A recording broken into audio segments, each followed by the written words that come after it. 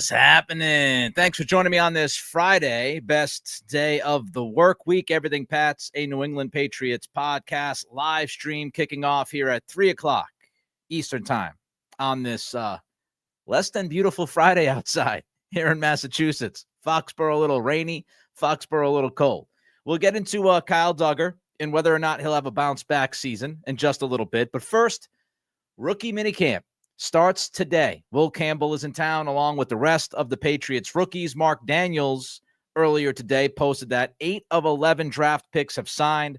Kyle Williams, Jared Wilson, Joshua Farmer, Braden Swinson, Andy Baragalis, Marcus Bryant, Julian Ashby, and Kobe Minor have all signed their contracts. Will Campbell not on that list. Travion Henderson not on that list. Will Campbell was at minicamp today. There's video of him stretching and doing exercises. I don't know about Henderson. Did not see any video of Henderson. Doesn't mean that he's there or not there. I just have no clue. But 8 out of the 11 draft picks are officially signed, sealed, and delivered. Mike Vrabel met with the media earlier today and had a few interesting things to talk about. The first thing and the most important thing is defensive coordinator Terrell Williams. Now, Vrabel began the press conference before he took any questions. He talked about Williams working through a medical condition. He said that Williams is not going to be there today. Zach Kerr is handling the defensive coordinator responsibilities. Vrabel said that Williams is eager to get back. They are eager to get him back. Williams has apparently been in contact with players through Zoom, and he will be made available later on this afternoon so we can get some updates and what his role will be with this defense. So that was surprising. We had not heard a word about Terrell Williams, and we find out that he has an illness and he's not around the building. Phil Perry then asked, I believe it was Phil, asked Mike Vrabel how long Terrell Williams could be out. And Vrabel said, and this is paraphrasing, I just typed this up as he was talking, there won't be many timelines when it comes to time away, when it comes to players or anyone else. Terrell will be able to talk through a lot of that stuff.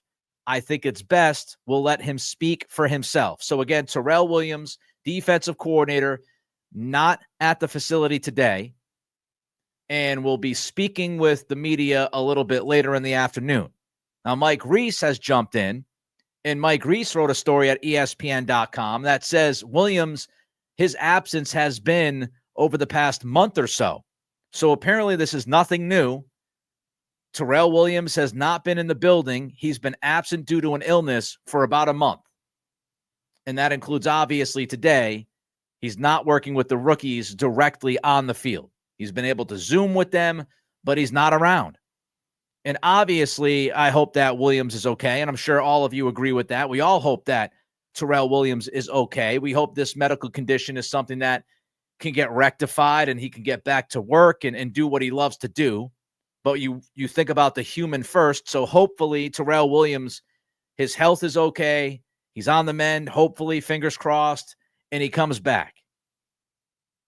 But it's interesting because how do you deal with this?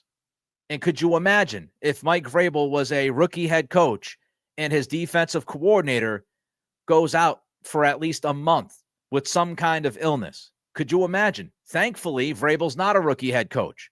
Thankfully, Vrabel seems like he's prepared. He's detailed. He understands how to deal with absences. So fortunately for the Patriots, Mike Vrabel's defensive coordinator being out should not hinder Vrabel's ability to work with this team, start developing these rookies, and ultimately get ready for camp. I don't want to overreact because I want to wait for Williams. No idea what's going on. I want to wait for Terrell Williams to figure out whether or not he's going to be out for the long term because we just don't know. Vrabel would not touch it.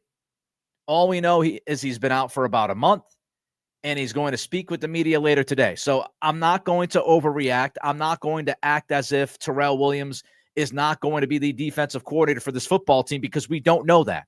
We don't know what we don't know. Williams is going to fill us in.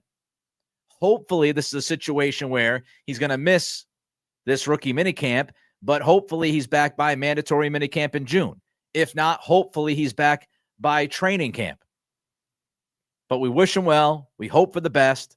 We'll wait to hear what he has to say. He will address his absence. He will address how long he will be out, et cetera, with the media.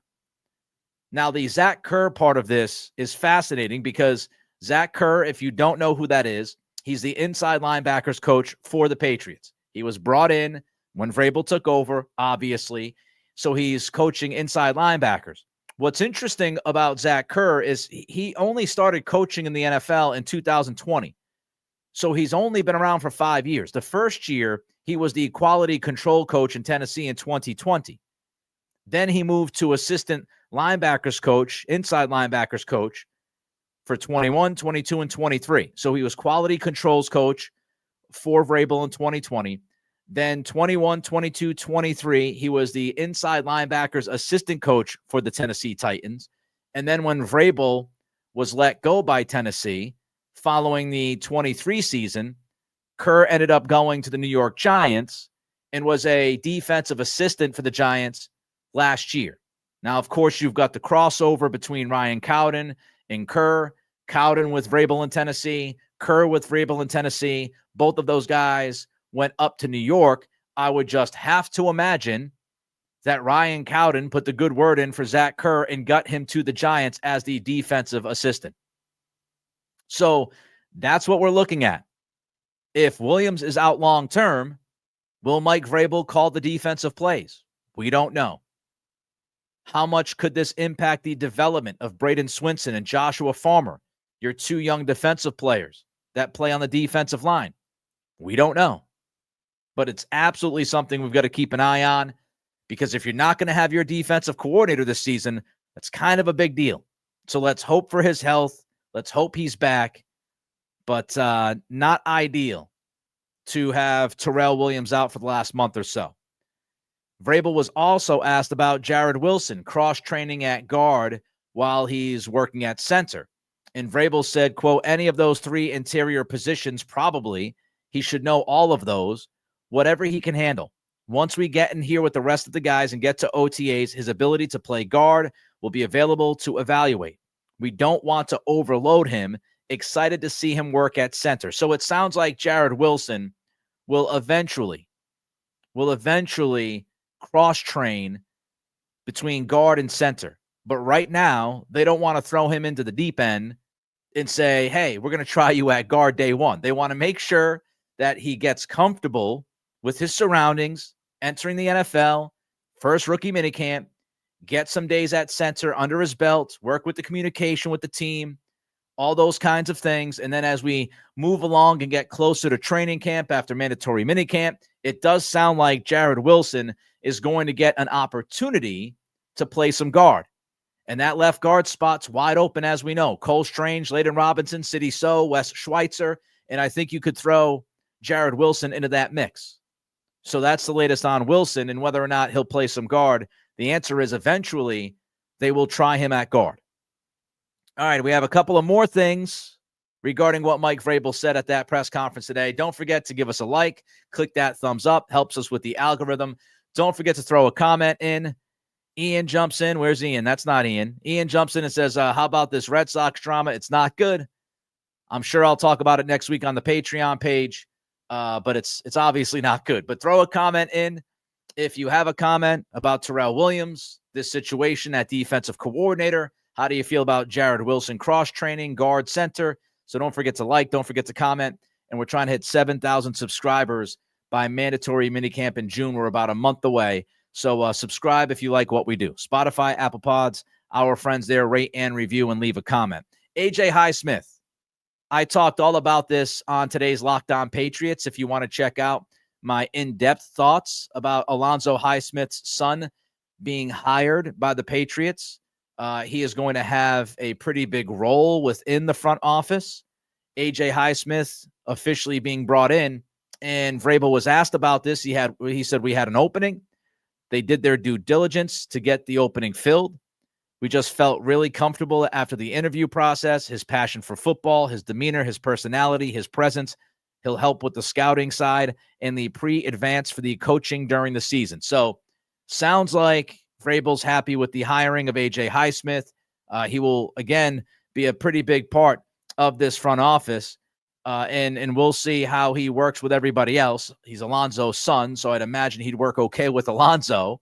Elliott Wolf and Alonzo Highsmith are very tight, so I also would have to imagine Wolf has some kind of relationship with A.J. Highsmith as well. But that was some news. That's what Vrabel had to say. It doesn't hurt, obviously, to add front office talent. Vrabel was also asked about the youth of this roster. So many young guys on this roster. And Vrabel said, quote, "I couldn't tell you the age of any one of our players. That's not something that I've really evaluated. If you look at the free agency, there are a lot of different players that have different levels of experience. Anybody that can help us. Age has never been anything that really concerned us. It's about production and their value to the football team." Just feels like Vrabel is going with the everyone is on equal footing type approach, which I don't have a problem with. Of course, you don't want to go out there and say, hey, yeah, that guy's old. He's on the back nine. You don't want to throw the ageism at the players either. So Vrabel doesn't sound too concerned about Harold Landry, who's, 29 years old now. Some of these other guys on the team, Morgan Moses is obviously in his mid-30s. He's not worried about having young guys on the team. He mentioned it's just part of it. You're trying to overturn or turn over the roster. You got 11 draft picks. Those guys are going to be young. So that's what Mike Vrabel had to say earlier today during his press conference. We eagerly await Terrell Williams' press conference with the media to let us know what's going on, and hopefully the defensive coordinator can give us a timeline as far as how long he might be out for. All right, let's get to Kyle Dugger. 2024 was downright miserable. Downright miserable for Kyle Dugger. I'll give you some numbers first. So here's some background. Dugger was graded by Pro Football Focus as the 158th ranked safety in football last year. 158. Dugger's overall grade was 44.3, putrid. His coverage grade is what really tanked him. His coverage grade last year was 34.8, which was 164th out of 171 safeties. 164 out of 171 in coverage. Yikes. Not good. His run defensive grade wasn't that much better. It was 59.7, which placed him 133rd out of 171. So literally, when you look at the run D grade, the coverage grade, it was bad. It was bad across the board. He didn't have a single solitary interception. He had a career high in missed tackles with 13. So if you're just looking at the analytics and you're looking at, the numbers like missed tackles, Dugger was awful last year, but he was also injured. And we try to keep it as fair as possible here on this podcast, as all of you know. Dugger had a significant injury last year, and we didn't find out until the season was over how significant, how serious the injury was.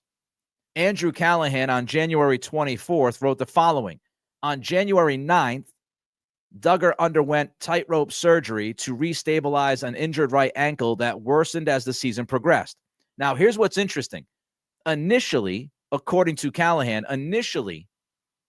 the injury was diagnosed as a mild sprain in late September. Dugger was told 2 weeks later that he had developed a bone bruise. 2 months after that, around Christmas, he was informed he needed surgery, often used to treat severe high ankle sprains. I would love to get more information about this. Why was this injury misdiagnosed? How did the team miss this? Dugger was told. He was told in late September that he had a mild sprained ankle. 2 weeks later, it was a bone bruise. 2 months later, it was you need surgery that often treats severe high ankle sprains. A severe high ankle sprain is much different than a mild ankle sprain. And I'm sure Dugger knew that he was banged up. and he wanted to play. And he talked to Callahan back in late January about wanting to justify the contract extension that he got. That was at least part of the reason why he wanted to get through it. But this sounds like it was misdiagnosed from the outset, which obviously is not good whatsoever. And I'd love to know how much more there is to this story. Back to the Andrew Callahan story in January, late January the 24th. Duggar claims he was slowly experiencing a high ankle sprain where the ligaments connecting his right tibia and fibula began tearing and eventually tore completely. Quote, it was the ligament detaching. This dude was playing as his ligament was detaching. So it was actually getting worse than while I played on it, and I didn't know. So he kept playing on this high ankle sprain, had no idea it was a high ankle sprain, and because he kept playing on the high ankle sprain, it kept getting worse and worse, and inevitably, the ligament detached. It detached from the right tibia and fibula. Duggar said, quote, I was told it was a bone bruise, which caused inflammation, and it caused the injury to get worse, and I had no idea, unquote. So not good. Not good by team doctors.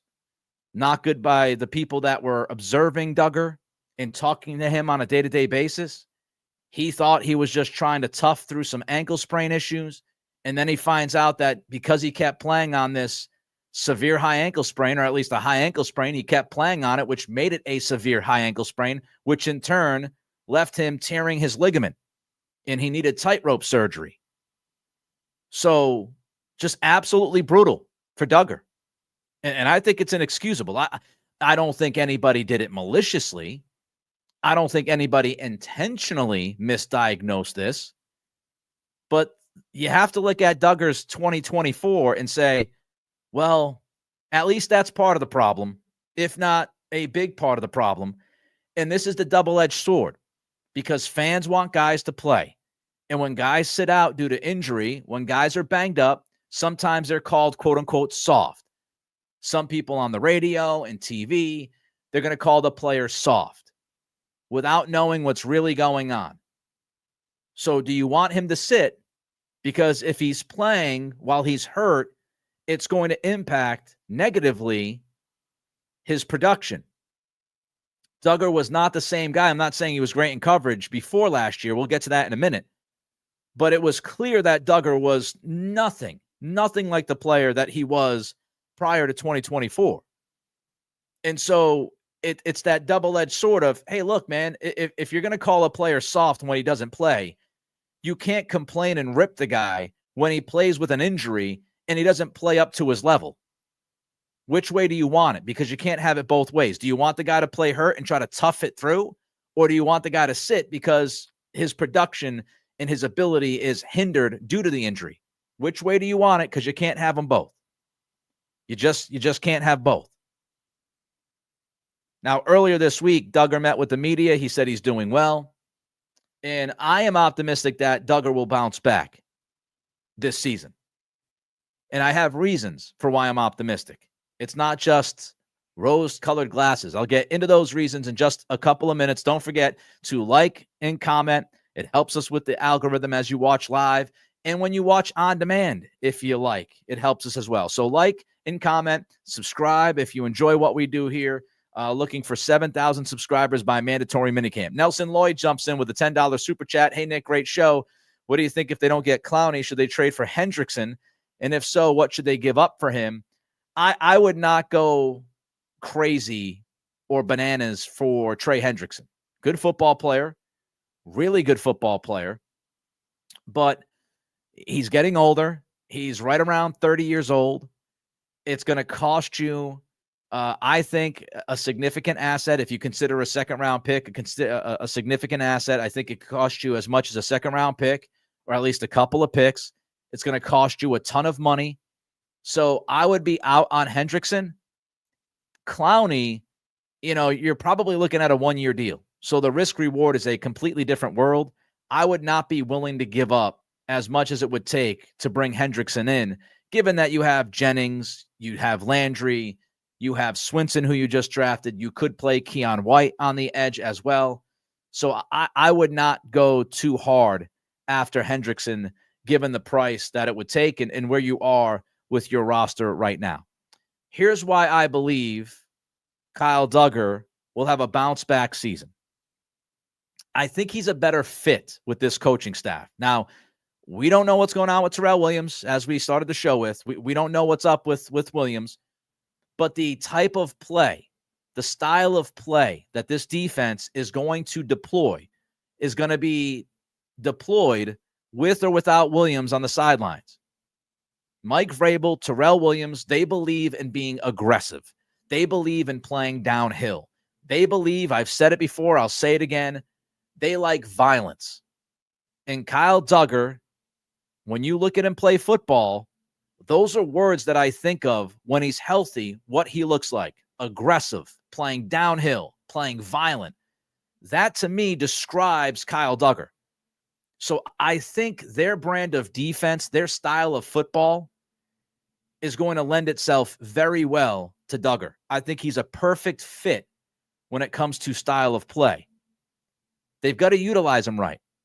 And if you've been watching this podcast since we began in September of 2023, you know that I have been screaming from the mountaintops that Kyle Duggar needs to be utilized correctly. You cannot throw him into the back end consistently and expect him to cover because that's not his strength. It wasn't his strength last year, and you could say some of that is due to injury, but it just has never been his strength. Never. I want to take you back to a Sports Illustrated article after Duggar signed his extension last offseason. Jared Koch at SI wrote the following. Duggar played a career-high 1,116 snaps in 2023, but it was his lowest graded season due to some coverage struggles. Has nothing to do with injury. This is talking about Duggar's 2023. He had one of his lowest graded seasons in the league, and it was due to struggling in coverage. Duggar in 2023 earned a career-low 50 coverage grade. And I take you back to earlier when I was talking about his PFF grades. His coverage grade last year was 34.8. So that was truly abominable. But in 2023, he had a coverage grade of 50, which isn't good. Now, when you look at what he did before 2023, it's interesting. He had earned 73-plus marks in back-to-back seasons.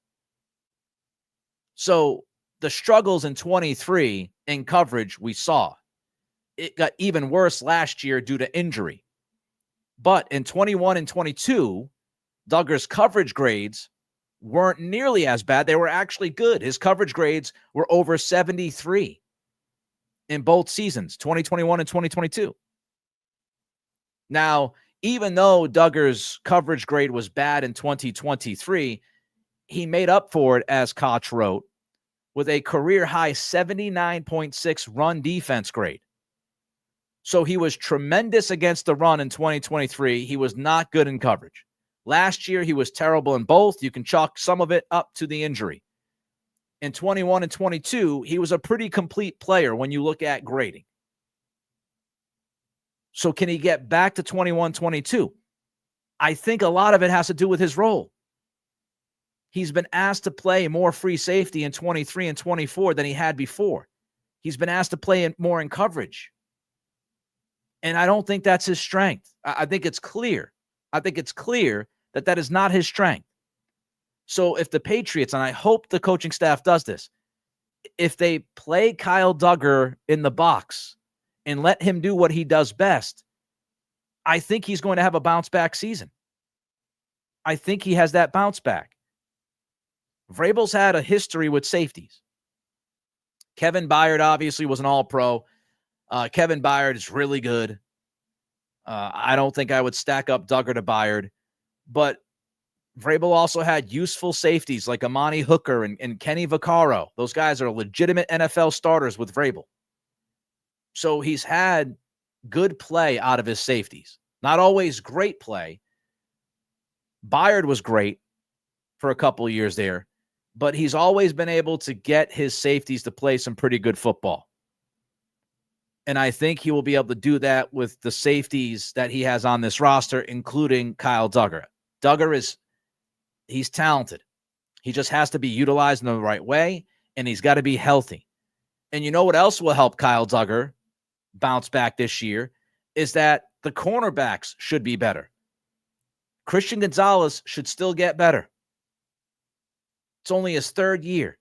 He's still improving. He's still developing. Last year, he was an all-freaking pro. So you've got Christian Gonzalez, who has all-pro cornerback ability. And then you also obviously brought in Carlton Davis, who is a pretty darn good second corner. So that stands to reason that your secondary is going to get better. You're not going to have to worry as much when it comes to coverage because you've got two outside corners that should lock down most of the wide receivers you're facing this year. And if those cornerbacks take care of their business, that will open up the world for Kyle Dugger and these other safeties to do what they do best. Speaking of that, the safeties that are on this roster, you have more free safety options to me. Marcus Epps has played free safety in the NFL. Craig Woodson is seen as somebody who could play some free safety. Del Pettis might be able to help you at free safety.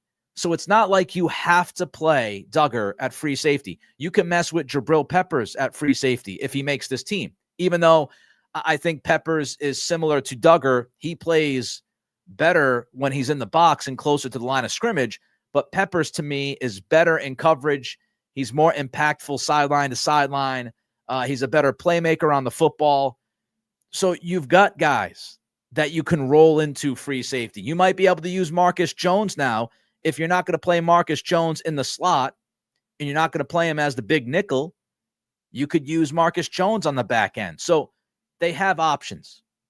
They have options. They have more options this year at free safety than they've had the last 2 years. And I hope that allows Dugger to do what he does best. He just turned 29 years old. That might seem older. It's older because he was drafted older, but he's only 29. He just turned 29. So he should have a couple of good years left in him. And I believe he does if he stays healthy. I want him in the box, an in-the-box safety hybrid type linebacker in this defense. That's what I would love to see them do with Kyle Dugger. And if they do it, I think he bounces back. You might think I'm crazy. Mr. Snoopy jumps in. Bring back Judon. 1 year, $4 million. Would they do it? I don't think so, Mr. Snoopy. I mean, never say never. If they feel like they need help on the end and they think that Judon can do something for them playing edge, then I wouldn't completely write it off. But Judon was awful last year. He was terrible. I mean, he has just fallen off a cliff. So I don't know if they're, hot after Matthew Judon. I think they would much rather say, you know what? We like what we have. To me, if you're going to go after a guy who's, in his 30s, I talked about it on the Lockdown podcast. I dove into why. I would much rather go after Jadeveon Clowney than I would go after Matthew Judon. I think Matthew Judon is pretty cooked. I think he's more cooked than Clowney.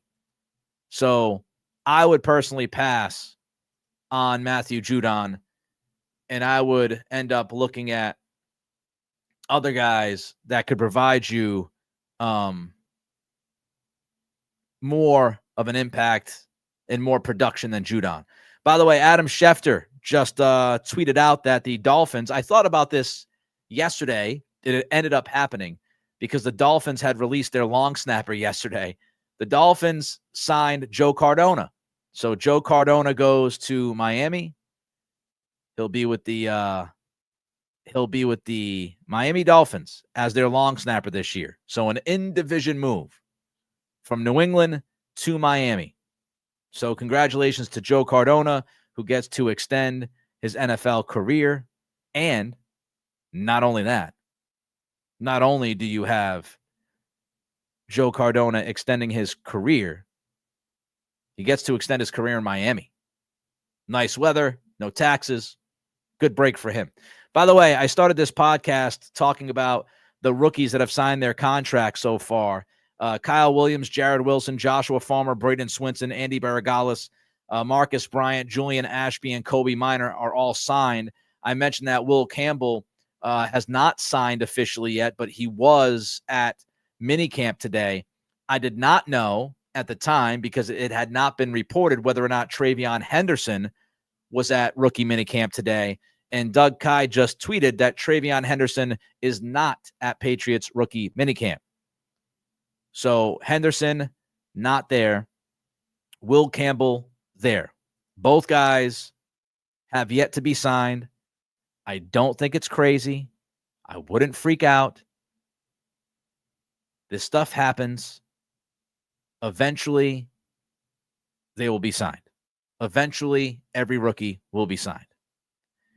Don't forget to like. Don't forget to comment. Don't forget to subscribe. Help a brother out. Appreciate every single one of you. Enjoy your weekend. We will be back on Monday, 3 o'clock, live Eastern right here on YouTube. Until then, peace.